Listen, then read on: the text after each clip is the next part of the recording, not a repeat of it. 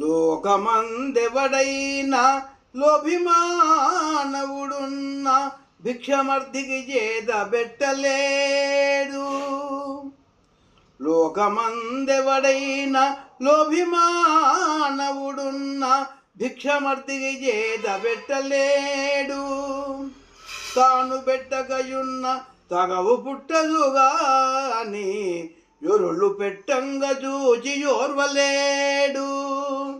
దాత దగ్గర చేరి తన ముల్లి చెడునట్లు జిహ్వతో చాడీలు చెప్పుచుండు.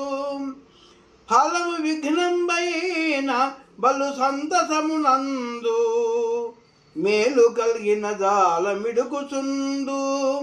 శ్రీరమానాథ ఇటువంటి క్రూరునకును భిక్షకుల శత్రువని పేరు పెట్టవచ్చు.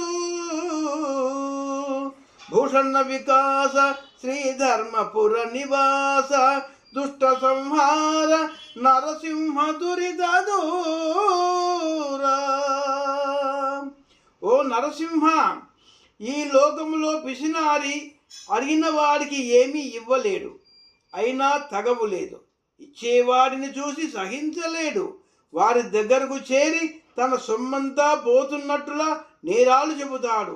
అప్పుడు ఆ దాత దానం చేయడం మానివేస్తే లోభి ఆనందిస్తాడు, మానకపోతే దుఃఖపడతాడు.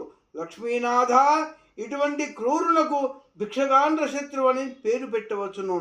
వైకుంఠపుర నివాస, భూషణములతో ప్రకాశించువాడా, శ్రీధర్మపుర నివాస, దుష్టులను సంహరించువాడా, పాపములను పారద్రోలు పరంధామా, నరసింహస్వామి నీకు ఇదే మా నమస్కారము. వాసుదేవ